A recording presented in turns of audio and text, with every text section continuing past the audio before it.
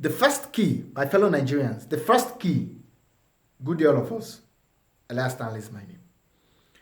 The first key that we must apply if we have to grow Nigeria is that we have to think strategically.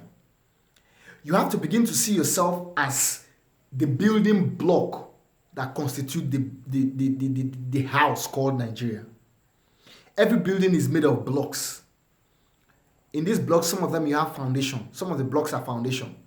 Some of the blocks are on top of the lintel. You have some of the blocks even on different corners of the house. But the point is, a house is made of hundreds or thousands of blocks. Each individual in Nigeria is a block.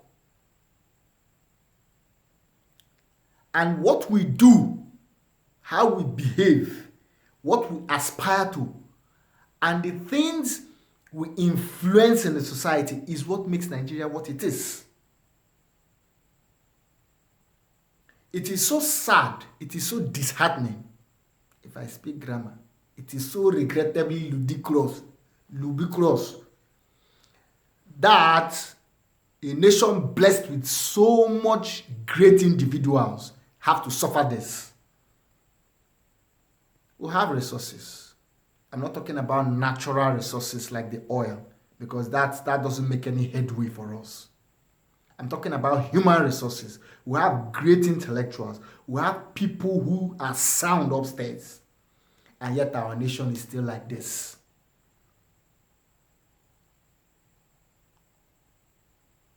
You know, sometimes when I listen to, there was a day I was on YouTube and I saw Eviedna Ogosi, this old musicians that sang during Raskimono time. You know, when they sang some songs, they sang, I just told myself that if those people come out today and see what is happening, they will cry blood from their eyes. So we have to think strategically. We have to look at ourselves squarely and tell ourselves that our lives is a mess. Then think about rebuilding ourselves, because Nigeria can only be built through the success of the individuals. When you become successful in what you are doing, if you're a carpenter, you become super successful. As a carpenter, you can start designing things. You can start doing things that are so creative that you can create impact in the society. Then the next level you start thinking is about, how do I employ more people in my company? Now management comes to play, which is another area that we Africans and Nigerians in particular need to learn. We don't know what is management, because our priority is to loot any system dry, put the money in our pockets, build up, stay in the village, buy big jeep. An average big boy in Nigeria prefers to buy jeeps, big cars. We buy SUVs and we call them jeeps. An average big boy will prefer to buy SUV all over the place and buy jeeps that they don't even know how to drive the jeep for one day. They will never use the jeep gear, than to invest in an economy, than to invest in business, than to do something that he will employ 10, 15 people. Though I don't blame all of us, because at the particular level, you begin to understand that it's not about the fact that there are no jobs in the economy, but there are no qualified people to occupy those jobs, because a lot of us are so dishonest. You employ somebody and you put him in your company, the first thing he does is to loot it dry. And he tells you, this Nigerian government, they're bad though. Are you good? So we have to think strategically. We have to think ourselves into success. Are you a young man? You have to think away from looking at skirts. Those pleasures are gone. There's a level in life you are. When a woman enters your house, when a girl enters your house, it doesn't matter who she is, as long as she's not related to you. Pam, pam, pam. But there's a level you get to in life. Even when a beautiful girl comes and open and say, oh boy, this is for you, you say, no. Why? Because you have arrived at a particular level. So we have to look beyond those pleasures of life. We have to delay the gratification. Delay the enjoyment for later. Suffer now. And stop thinking like a thief. You think in luck. Some people will tell you, it's by grace. Success is by grace. We've just developed a lousy mental attitude that is not going to take us anywhere. Grace. Did God create the universe by grace? He worked for 6 days. Science has come to let us understand that oxygen is created by trees. We breathe in oxygen. They breathe in carbon dioxide. These were things he did on the first day, second day, third day. Even the oceans. A greater part of the oxygen that we breathe in comes from the oceans. God created the oceans. He worked for 6 days and rested on the 7th day. But you sit down in the morning, you wake up by 8 o'clock or 9 o'clock, you look for Amaka and call her, hey, come, how far? You look for Jennifer and say, meet me here. And you say, the economy is not growing. How would the economy grow? Are you growing? You're not growing. You're not growing. So let's look beyond those pleasures that make us want to work chop. When they employ you somewhere, you want to steal all the money.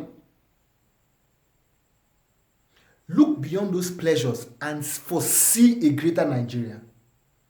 Foresee a beautiful Nigeria.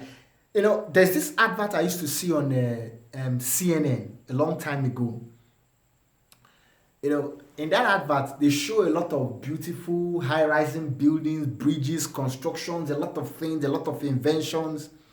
Then towards the end, they say, this city is built on dreams. What does it mean?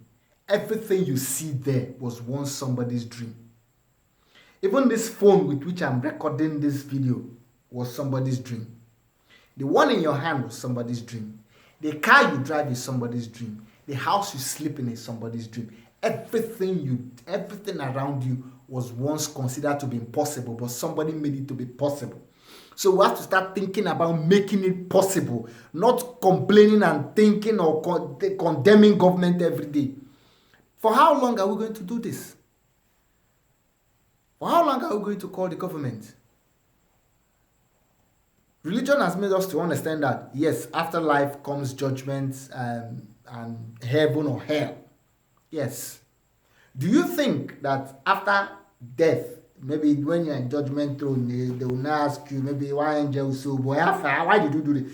The government now, you know, this government bad. I'm not angel, the way I'll slap you. Come on, go to that. Come on, go this side. Enter that hellfire now. Silly ass.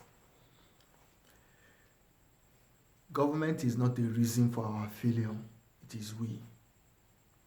Come closer. Let us think. We have to think of how to build Nigeria. We have to think of how to make things better. We have to think of how to make the future better through our thoughts, our deeds, and our actions. We have to make them different. Different from everything in the past. We have to imitate the good things we see in others.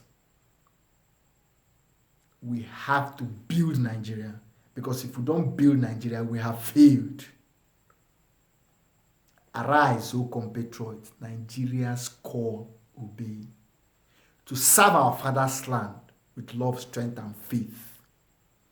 Success in life is built on faith. It is not built by condemning. So whether eye neck and nose neck and ear neck, or earpiece and mouthpiece, they do any nonsense. It's because of we tolerate it. It's because it's our way of life. It's because it's what we do. So anybody can do anything and get away with it. Nothing will happen. This is Nigeria. And that's the truth. Nothing will happen. Some people say, God will intervene. God does not interfere in human activity, because if you fail in your responsibility, God will not come and help you. God lives by laws. He has created the laws. You follow the law, you get success. You don't follow the law, to hell with you. That's why hellfire is prepared for those people that want to live anyhow. So, let us build Nigeria. If you don't believe in Nigeria, stand aside. Don't stand in the way of those who want to build Nigeria, because the storm that will bamboozle you, go easy. Okay? Believe in Nigeria. Build yourself. Change your orientation. Become a better person, and Nigeria will be great. I believe in Nigeria. And I want you to believe in Nigeria. Thanks, sir.